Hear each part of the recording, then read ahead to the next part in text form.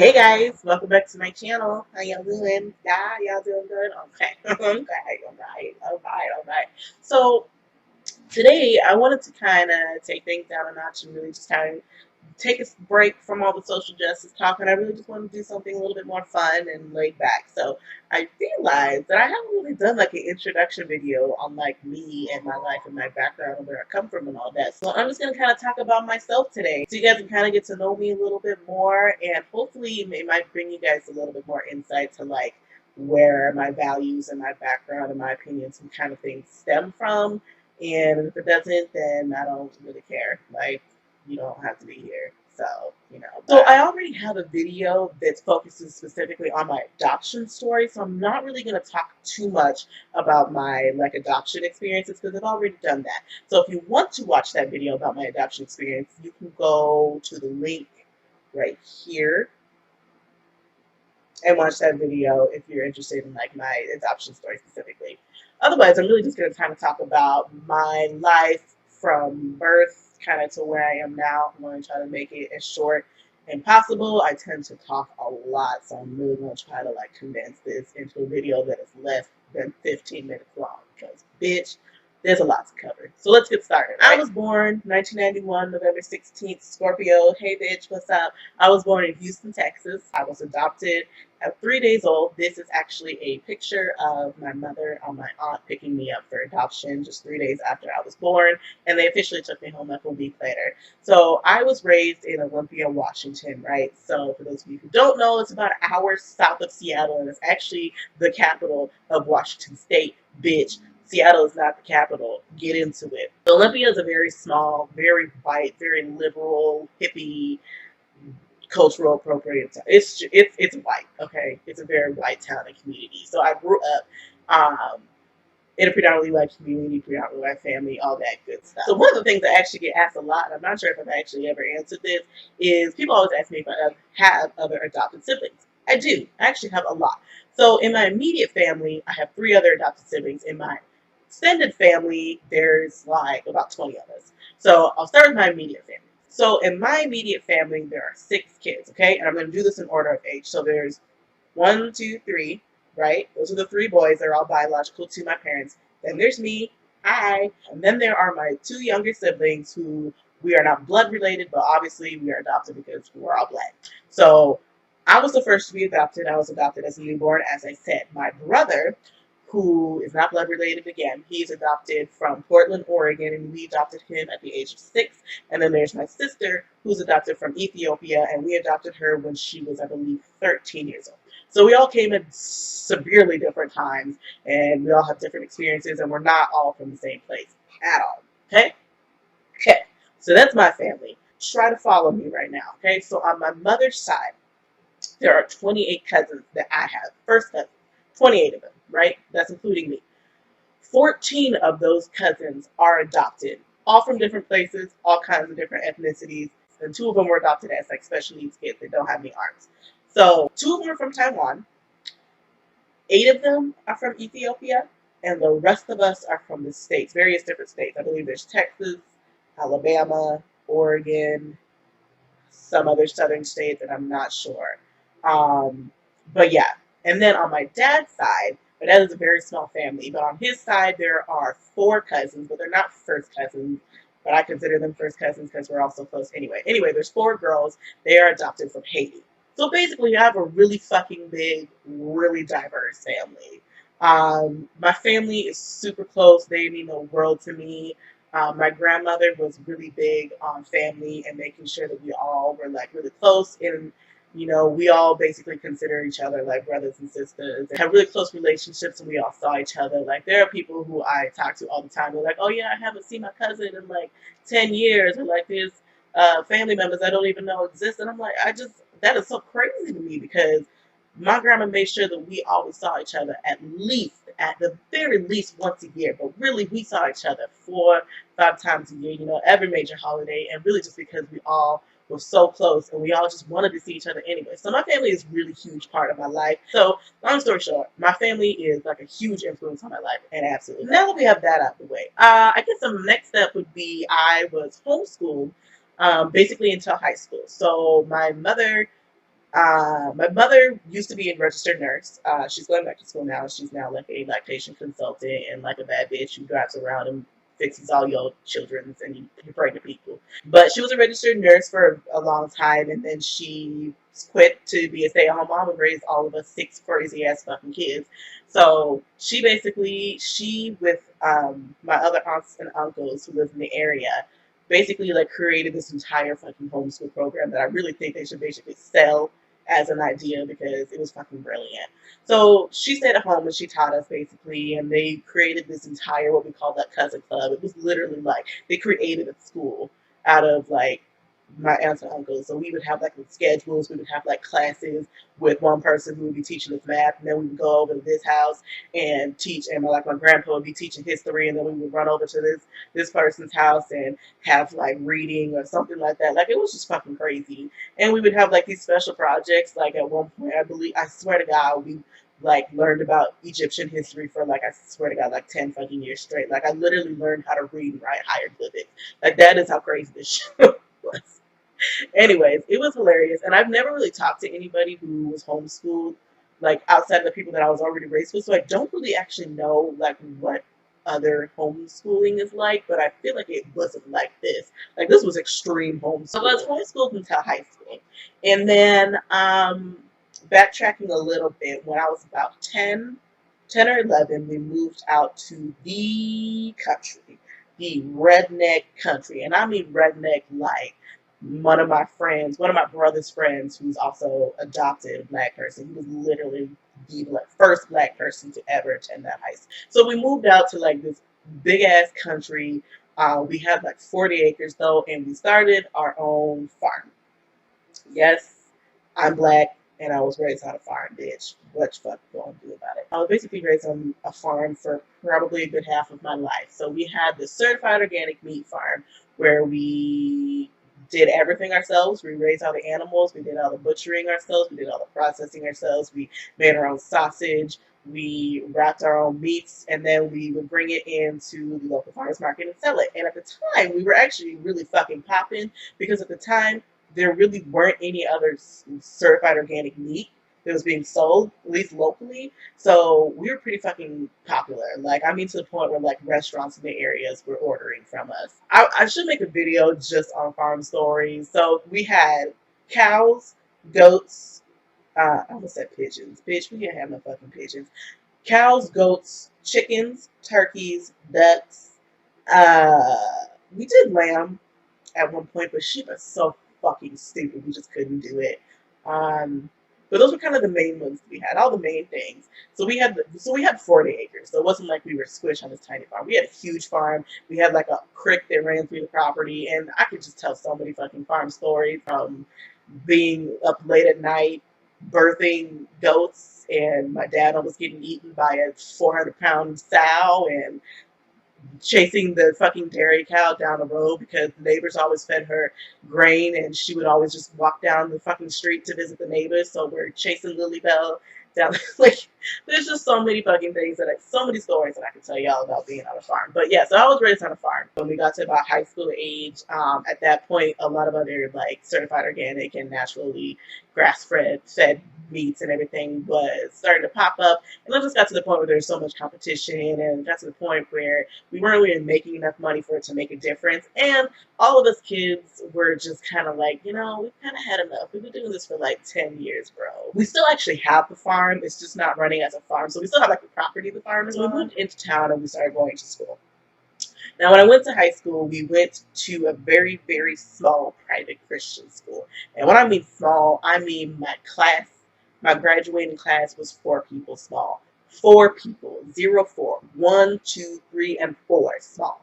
That is how small it was. It was a K through 12 school, and it was, just a really small, tiny private Christian school. It was like legit and everything. It wasn't like some creepy like pop-up school that like has no accreditation. Like I actually had like some of the best teachers in the state that worked there. So we went to the school. I think I officially started like sophomore year. And I graduated in 2009 and went to college. I was in high school. I also did sports. Hey, your girl did track and field and volleyball. I actually started doing track and field in like 6th grade. I started track, like high school track at the Rochester High School. And then when we moved to go to this school. Sunrise Beach is the high school that we went to. They have like a joint athletic program with one of the local Christian schools, which is a little bit bigger, but it's like a 2B school, so it's still like a really small school. It's called Northwest Christian School, but it's like the number one fucking school for like track and field in the 2B program, like in the 2B district or whatever.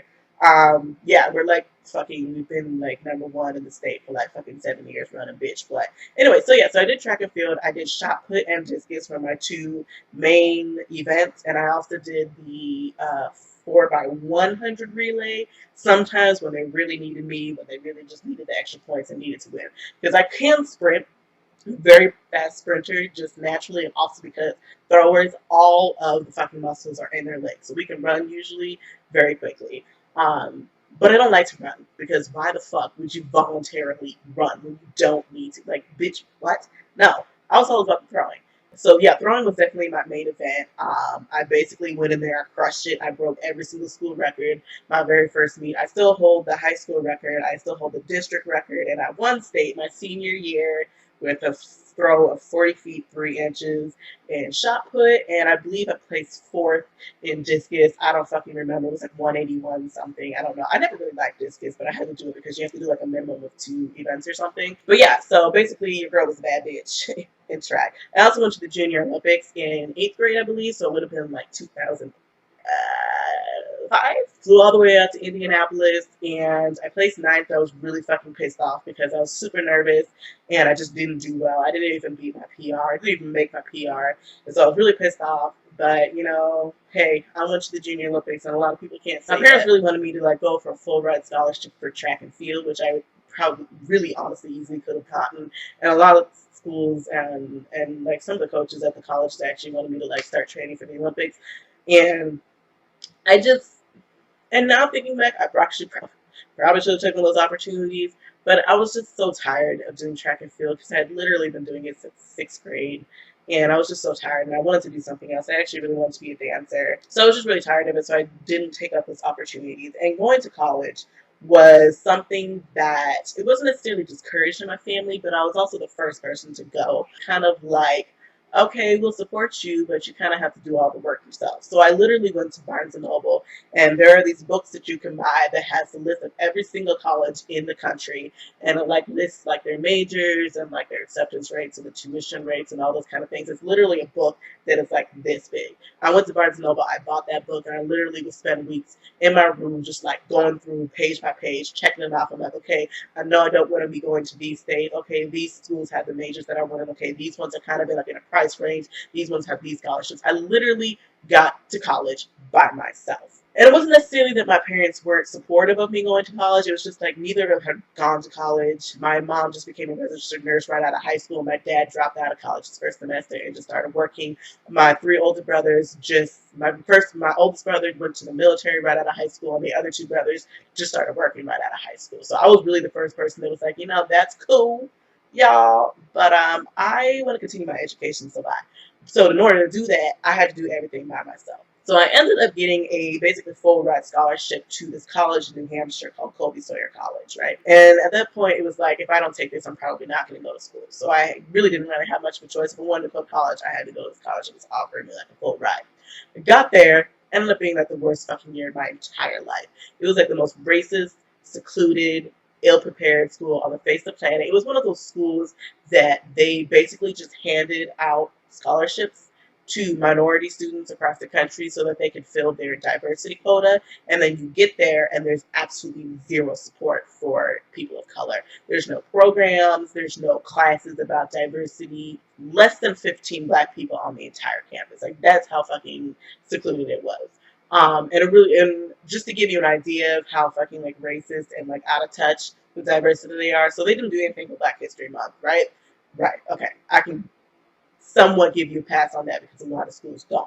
But the problem was when we went to them, we were like, oh, how come there's nothing happening for Black History Month? They literally said, well, we just don't find that it's an important enough holiday to celebrate. They said this to a group of black people in person. Like, that's the kind of environment that we were living in. So I basically decided my very first semester there that I was not going to stay here. But I also really don't like to quit things. So I decided I was gonna, push it out the entire year, and then I would go home for summer, and I was just not coming back. It wasn't gonna happen. I knew I wasn't gonna be happy there. I graduated from high school as my valedictorian. By the time I was done my first year there, my fucking GPA was down to like a fucking 1.8 something. Like, it was ridiculous. But my time there, we found ways to support each other as, the only 5 Black people on campus. We started like our own gospel choir, which actually became a huge thing. We ended up like touring to like all the local churches and even other schools because everyone was like, "Wow, Black people with voices. That's amazing. What do you mean? We don't have to sing this little light of mine." Like, there's other songs you can sing. Like, we became like a huge thing. We did like this whole end of the year concert that was like live broadcasting on the web. Like, we like became our own little like celebrity tour group.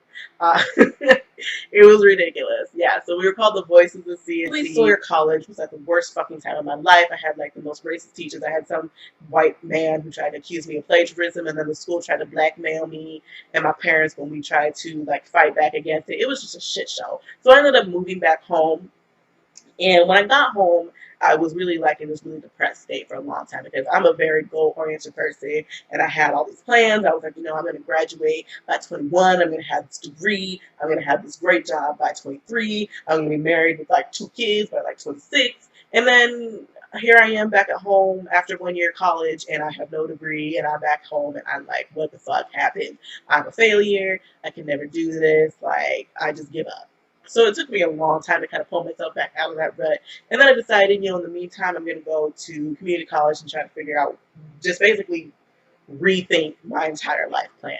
And going to community college, I went to South Puget Sound Community College in Olympia, Washington. It's probably the best decision I've ever made in my entire life. That is where I really honestly found myself as a person.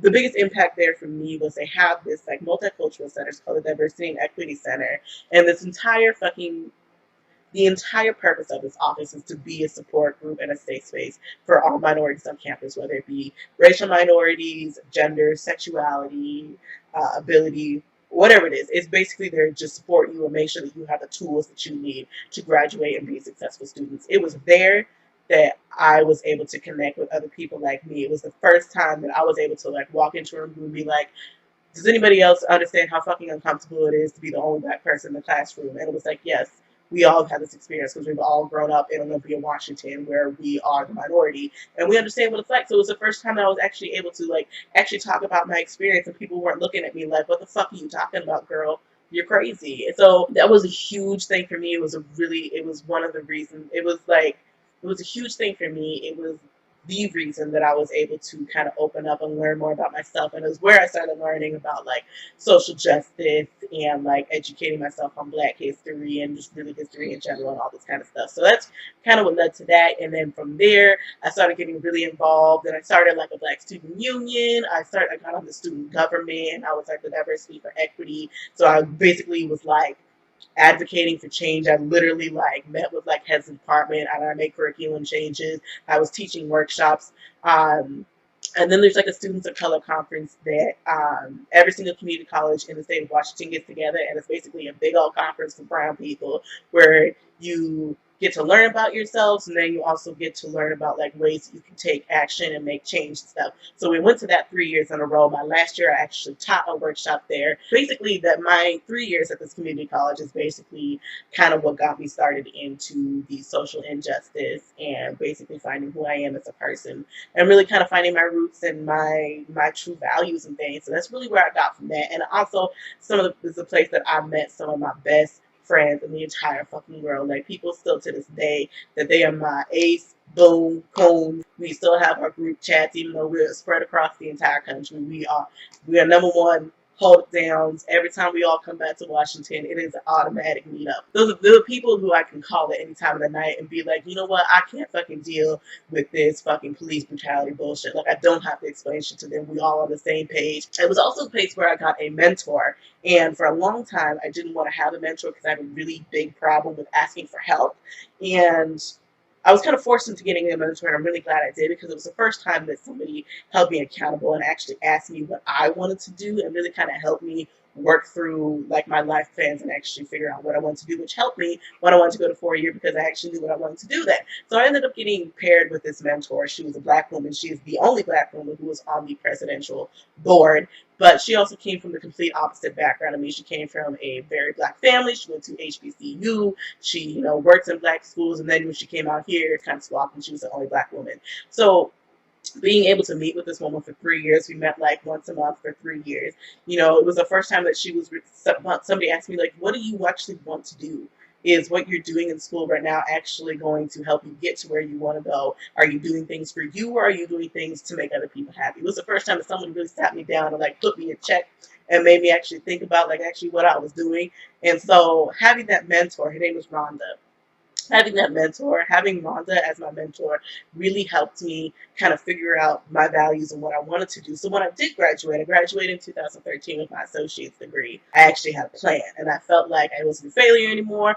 I, grew to understand that, plans don't work out the way that you think they're going to do. Sometimes you have to go through these obstacle courses. It's okay to graduate when you're 25 years old. So yeah, so I graduated in 2013 from community college, and then I moved to Boston by myself to finish my bachelor's degree, which I just finished this year in entertainment management. So I'm going into the music business. I want to be an artist manager and do like booking and talent buying and stuff. Which kind of brings me almost to the end of my story here. So I started blogging in like 2014. After I started like doing all these workshops and teaching and stuff, people were like, you should write. I've always really been known for my writing. And so a lot of people, a lot of my friends and, coworkers and stuff, they encouraged me to write. And I was like, girl, nobody want to hear from me. They're like, you should start a blog, you should start a blog. Get on Tumblr. It's like the easiest thing. You can just start a blog, start a blog, start a blog. And I was like, girl, nobody wants to fucking hear from me. Like, who am I? Nobody. Like, what the fuck? So I didn't do it for a long time. People have been telling me for years to start a blog. I didn't do it. So I finally, I believe I started blogging in like 2014. I finally was like, you know what, I'm gonna just sign up for this Tumblr thing here and see what this shit is about. I started my blog, and I literally just kind of just started talking about my experiences as a transracial adoptee, and I really honestly did not think anybody would give a shit or read it or follow me, and I was just kind of there like, hey, if anybody else is an adoptee and can relate, then hey, cool. As long as I can help one person, that's all I really care about. And then here I am 2 years later with like 22,000 followers, and I still don't know why the fuck y'all follow me because I'm trash. So that basically leads up to where I am now. In 2016, I'm about to be 25. I graduated with my bachelor's degree in entertainment business, and now I am moving out to California to hopefully further my career in doing my blogging and stuff, and also because California is kind of where it's at for the music business. So that's kind of my story up until now. I tried to make that as short as possible, but clearly that did not work. Anyways, I'm going to shut up because I've been talking for like 600 hours. Hope you guys enjoyed that. I hope it gives you a little bit more insight on my background, kind of where I'm coming from when I talk about these things. And I'll see you guys next week. Okay? Bye. Mwah. Really, if we want to get real about it, blackness really just boils down to being fucking black. So I am black by blood, by heritage, by skin. So whatever I do as a person, as a black person, by skin, heritage, and color, then it's blackness. Point blank fucking period. There's no rules to blackness. There's no guidelines to blackness.